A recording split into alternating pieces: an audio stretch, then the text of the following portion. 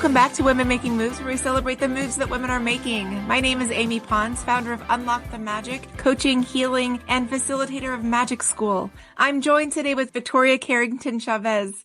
Victoria is a storytelling powerhouse, award-winning entrepreneur, and TEDx speaker whose talk has been praised as a masterclass in storytelling. Featured on Telemundo, Fierce by Me Too, and over a dozen podcasts, she brings bold, honest energy to every conversation, on stage, online, and in community.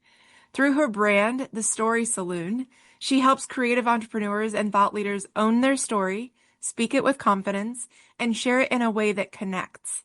Her approach is unapologetic, empowering, and rooted in the belief that your story is your superpower. Yes, Victoria, welcome. Thank you so much, Amy. I'm so excited to be here. I love how you were telling me, people were like, have you met Victoria?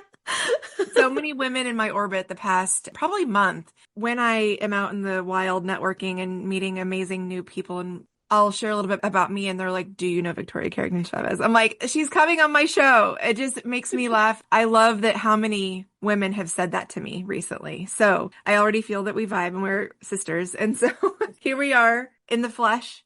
Yes, curly hair gang. You know, we've got the cool mics, we've got glasses, the signs, right? And we're probably both gonna talk about the woo because I know we're both into the woo. Yep. Yep. Absolutely. Oh, yes, all the things. And you are someone I'm going to want to hire because I'm feeling into this moment in time where my story, I want to tell it in a way that, one, is not, I don't want it to be a pity party, and I also don't want it to be creating a villain. What do you mean by creating a villain? Like, I grew up in a domestic violence home. And I still have a relationship with my family, and it's not about making them the villain. It's just part of my story. It's really powerful. I mean, essentially, like the reality is we humans are complex.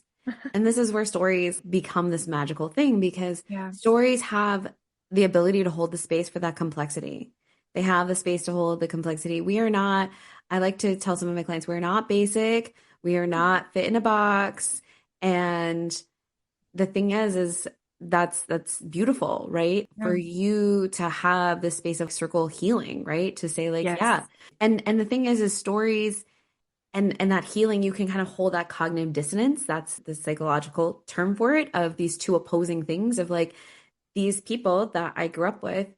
Yeah, they caused some trauma. Yeah, they caused some intense harm, but also I know that they did the best that they could. Yep. I also have created a sense of peace within myself and peace within that relationship, however that looks like, whether you choose to have that relationship or not. Right. And the real thing is this is about making moves. And what you just described is the real power move. When we can make peace with our past, with our story, and we know that it made us who we are, no matter what we're choosing to do with it today, because that's your origin story. Yeah. And it's exactly how it's unfolded. It's actually the entire story, one, depending on what you subscribe to, it was part of my soul contract of why I came here, to be able to feel that, to be able to create the medicine to where I offer that to the women looking for that from me today. So it's really actually beautiful. And I want your help because I come back and forth because I've talked about it more lately, but it's like trying to share it unabashedly, but also from a place where the first time I tried to share it, I did actually get unfavorable feedback from my family when I tried to talk about it more. And it's so fascinating because it's this goddess moment where my dad beat me, and it's because he only knew that. And he and I have actually had extremely deep conversations about how he beat me and what his lived experience was. It's a wild experience to be able to turn back and have that type of real human conversation. And then also realize, as my soul spirit, that's part of my medicine. And it's when we as a soul sign up for certain experiences to experience as a human, it's not like we fully know how that's going to feel yet. And then we experience it and we're like, holy crap. So it's not this toxic positivity vibe where it's like everything happens for you and embrace all the bad. Well, but also feel your feels to the fullest expression. And absolutely, when you're ready and have capacity, if you do, explore that a little bit on your soul spirit and consider by any degree when you're ready to see how it expanded you. Absolutely. I mean, I don't consign to the belief that everything happens for a reason. I think there's some really terrible, horrible, tragic things that happen in this world. I believe that we have free will. I believe that Absolutely. people, like their selfishness, ego, those are all things that impact decisions. I mean, and as somebody who, my ancestors like colonialism really put my ancestors through it. So I don't believe that everything happens for a reason, but I do believe that the universe, she is an opportunist Mm. and that she can use those painful moments and help turn them into something powerful. She Mhm. can help us create gold from what feels like those straws that maybe Mhm. broke us or bent us or bruised us. And that is where I like, there's a quote that I like when it comes to storytelling, and what people say is speak from the scar, not the wound.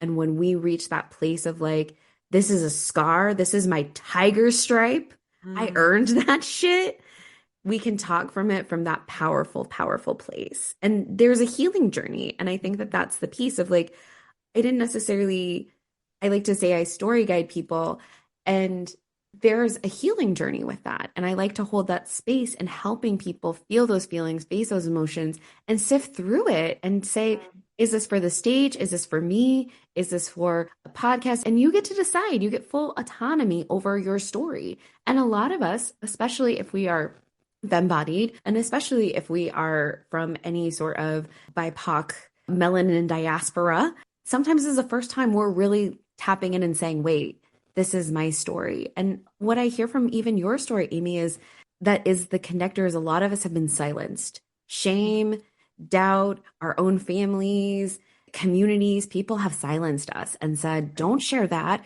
What will people think?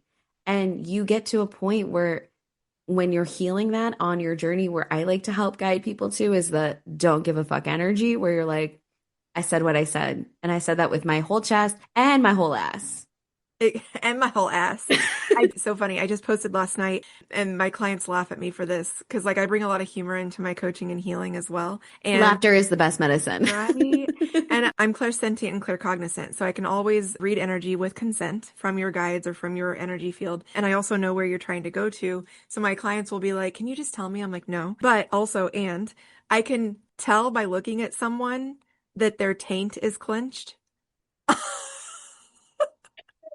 Hey, this is one of the best podcast experiences I've been on. And Anyway, I just posted that on LinkedIn last night. I was like, y'all, whose taints out here are clenched? Like we can't ascend into something wherever we're release. trying to go if your taint is clenched. And so I can tell in your body, why is your taint clenched right now? What makes you feel unsafe? Or what is something that's in your field? If you're not sure if you're clenching your taint, because people are like, how do I know? When you see a dog tuck its tail, imagine that's when you do that. And it's almost like the sensation when you go to pee or poop, you're not clenching.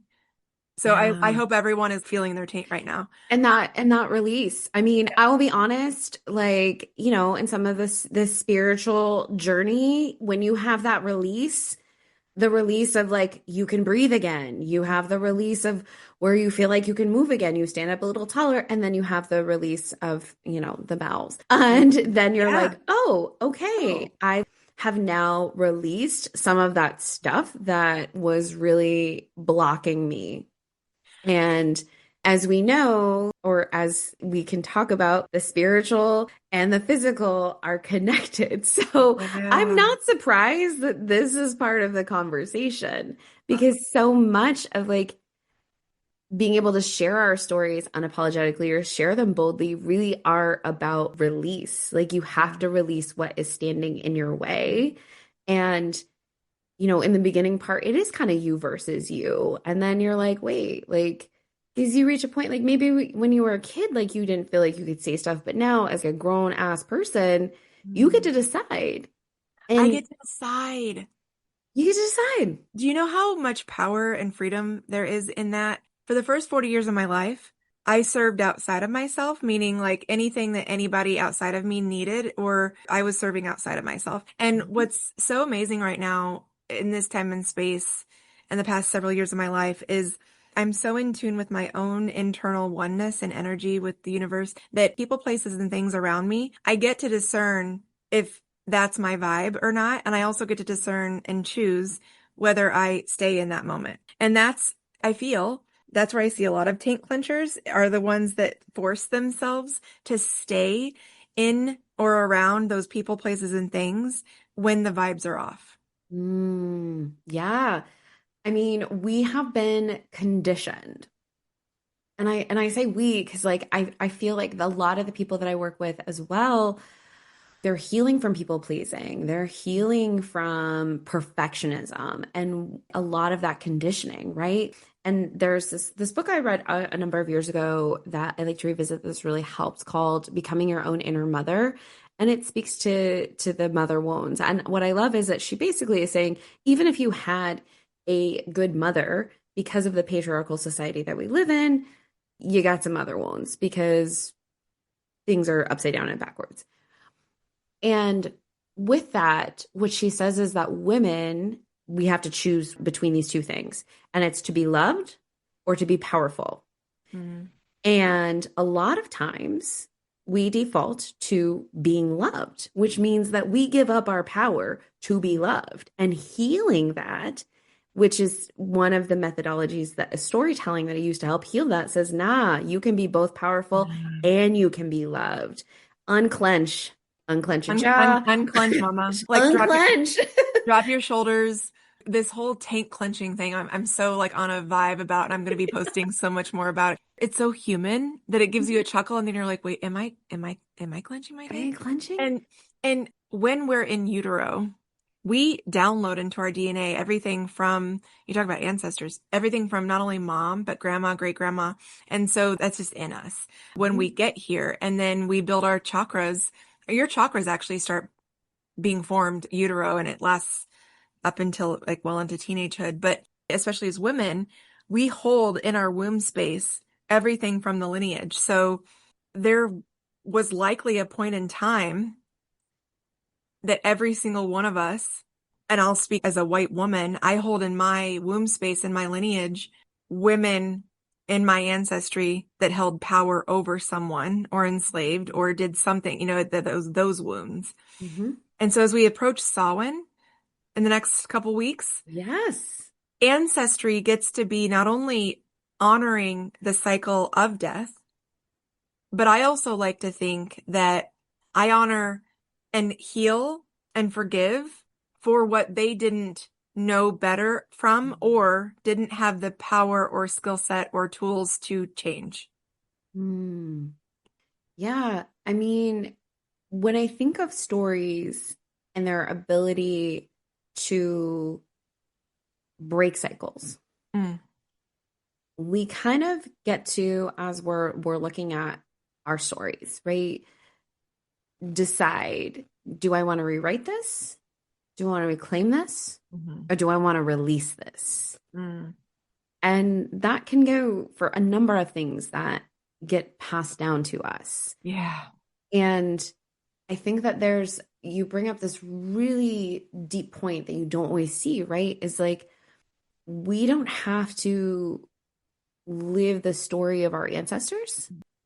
And we can also decide, like for me, a lot of times what I like to say is that I'm living my ancestors' wildest dreams, because being on that side, I recently wrote an article. I haven't published it yet. It's a little bit more of that deeper voice of mine that says that when my ancestors were taken, it wasn't just people that were taken. It was scientists and doctors and creatives, and their dreams were taken. And that now I get to not only be their wildest dream, I get to live their wildest dreams. And that, I think, is such a gift. And I love this two sides that we're looking at, because I think that that is a part of any sort of journey is where do you want to go, but also where have you been? Yeah, exactly. And if you don't want to keep carrying it, put it down. So I think of it as the most goddess vibes, where I hold the entire spectrum of being enraged that something happened or is happening. And actually, I do subscribe to everything happens for a reason. And it's more of a spiritual element to that, which maybe I digress. I'll talk about later. And then the other side of the spectrum, which is like, what do I want to create? So honoring where it's been. So like I know, for instance, I live on the land of the Peoria. Mhm. And when I plant my garden each year, I give offerings to the land and I Mhm. honor the people that were actually Mhm. here.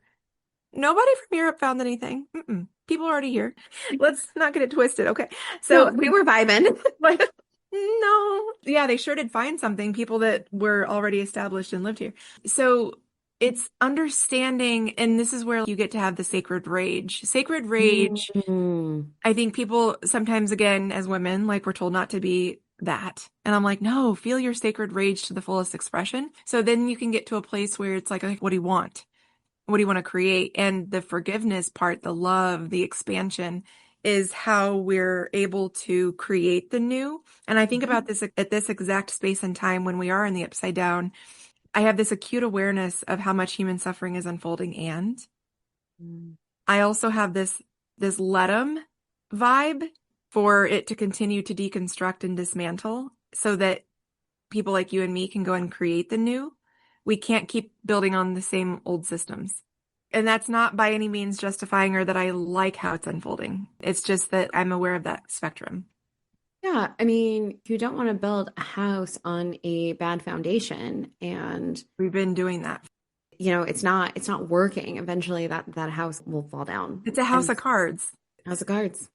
I heard a speaker once talk about, and it was really powerful, about the difference between shame and guilt. And I Mm, think that that is sometimes a place of like, we need to feel those guilt. We need to feel remorse. Like those are the things that change behavior, even within my own life, right? Like I've made mistakes that I've been like, ooh, that woohoo. didn't feel good. I don't want to keep doing that. I don't want to treat people like that. And the difference between shame and guilt, and sometimes people are like, but I don't want to feel guilt. I don't want to sit in the discomfort of this. Tough noogies. Tough noogies. And it's like sitting in the discomfort of it. And I talked about it in my TED Talk about, I feel like my whole life has been a difficult conversation, so I can have a difficult conversation. But sitting in the discomfort of it is what makes us go, do I want to keep doing that? And like shame is more of like, let's hide that. Guilt is more like, ooh, okay, let's bring that out in the open. Let's look at that. Let's Yeah. decide. Let's evaluate if that's working, if I want to keep doing that. Because otherwise, you're just going to keep repeating the cycle. And And like, participating.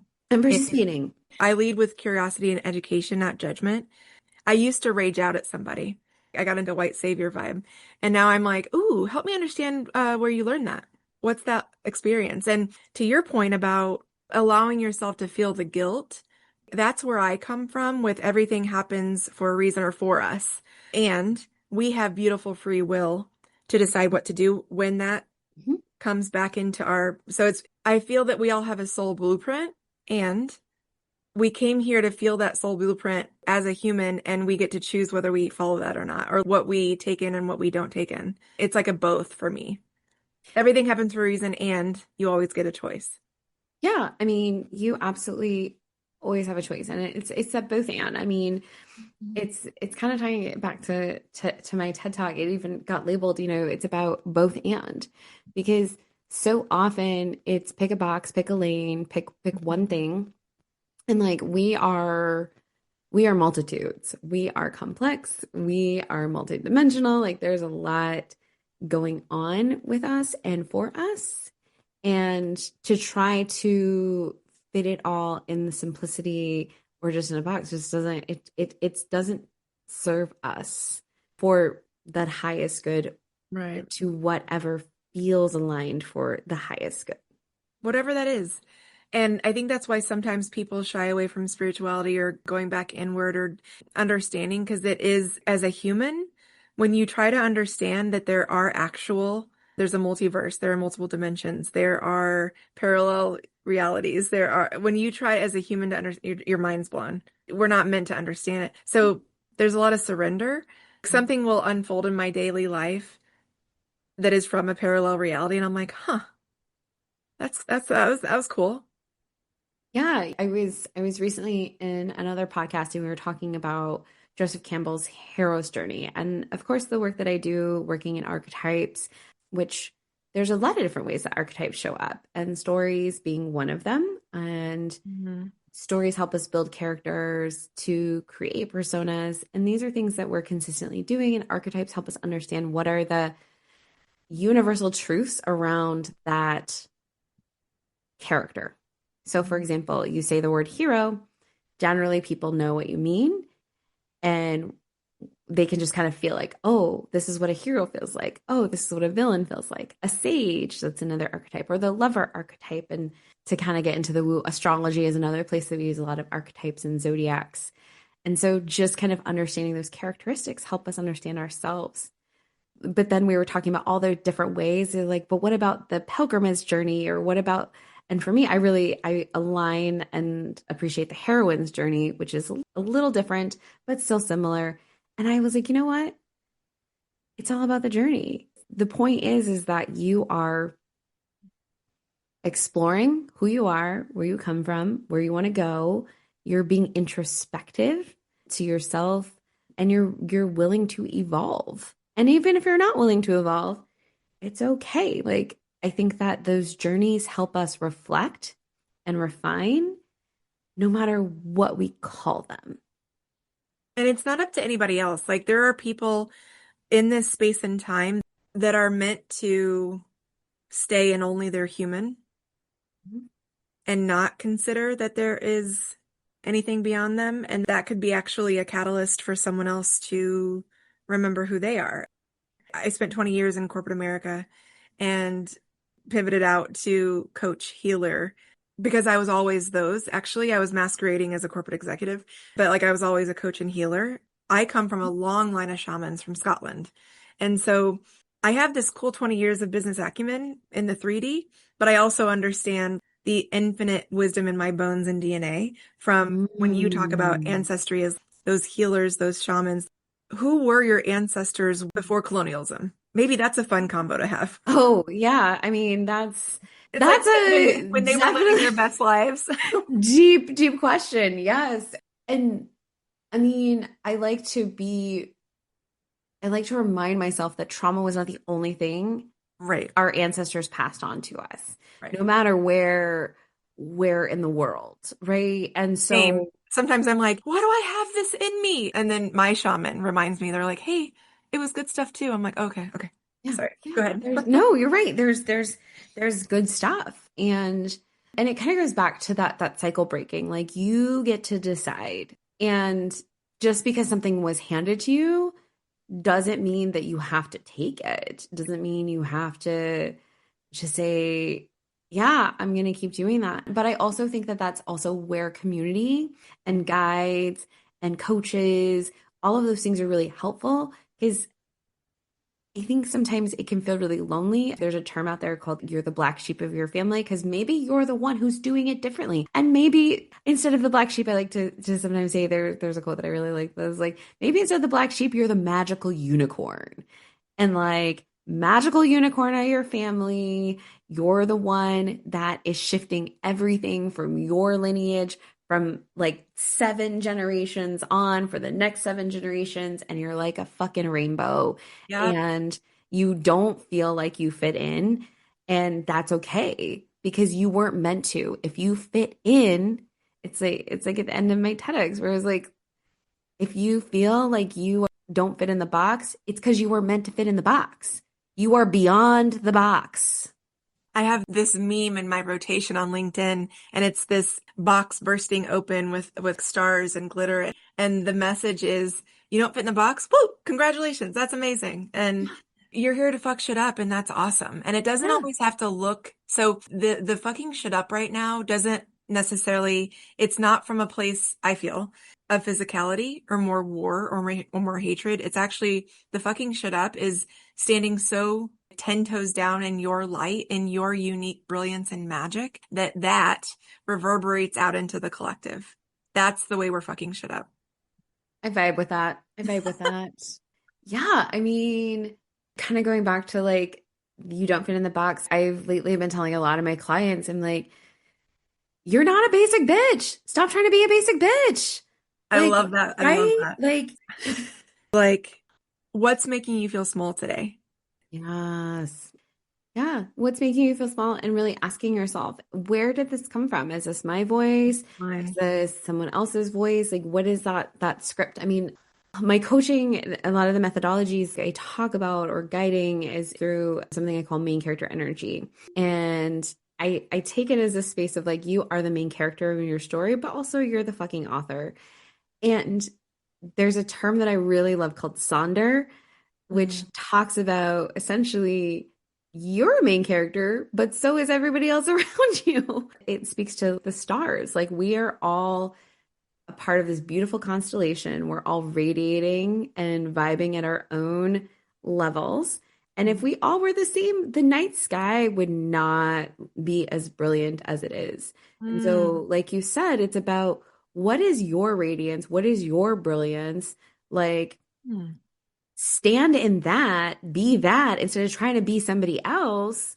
And that's where kind of the magnetism, Mm. the opportunities you seek, all of those things will start to flow to you because then what's looking for you can find you, I think Yeah. is a way to think about it. I'm a lighthouse. And so Mm. when I'm shining my light out, I'm helping those ships find me. And part of shining that light or extending my bat signal, if you will, is being out on the platforms that when you talk about silencing is interesting because I have all these followers, but there might be 100 people that see my message, but I trust that that was the 100 that was meant to, and I'm fine with that. It's fine. That part. How Victoria, how are you feeling silent? Like, because you clued me in on something before we hit record. Oh Um, yeah. so I feel that there's this thing happening out here where it's keeping specifically women from getting the bag, whether it's inside the workplace or outside the work, like out here in the wild. It just feels like there's this movement to try to keep women from earning. First off, social media feels like the Wild West. I've been saying that for years. And Yeah, that's yeah, where the marketing bandita, like the persona that I created came from. Because I feel like as somebody who is an expert in this field, I'm consistently like teaching people how to like break the rules on there. So it's not as much about virality. It's more right. about alignment, like you talked about. Like, okay, so only 100 people saw your post, but those 100 people, out of those, probably 20 of them are going to be your people. And I've had acquaintances and people that I know who like had like one person I know had like an audience of 500,000 people, couldn't sell out a single retreat. I've seen people with an audience of 3,000 sell out multiple retreats. So it is not about the size of your audience, it's about the alignment of your audience.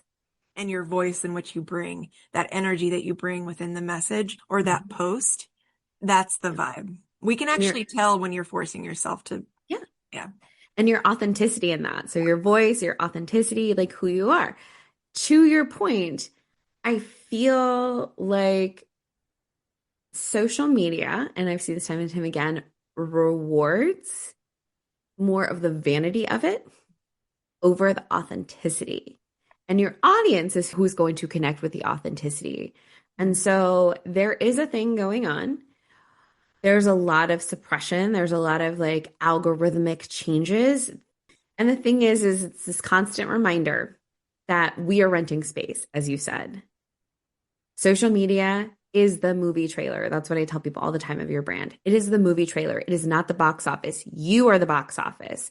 Create your box office. It is just the movie trailer. It is just a sign. It just says, hey, come check out what I'm doing over here and build your system outside of that system because at any point they can say, hey, we want to take away this thing. But at the end of the day, like part of becoming an entrepreneur or a founder is to get a sense of sovereignty. Part Yeah. of why we go on these healing journeys is to have a sense of sovereignty, to be able to have autonomy and say, I choose me, I'm making my own decisions. And I think that it's tough, right? When you have that. But to your point of stories, one of the activities that I have some of my clients do is go back through your testimonials and look about what people are saying. Because in there, you might actually find a hint or a direction, especially if you're not sure.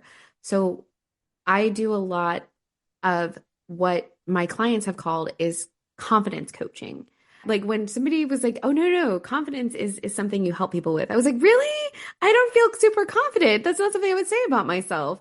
But then when I went back through the testimonials, and that was the word that kept showing up. So then when I started leading with that in my brand and being like main character energy, it really resonated deeper with people because a lot of times people can sometimes see us before we see ourselves because we are so used to suppressing, silencing, and hiding parts of ourselves for safety.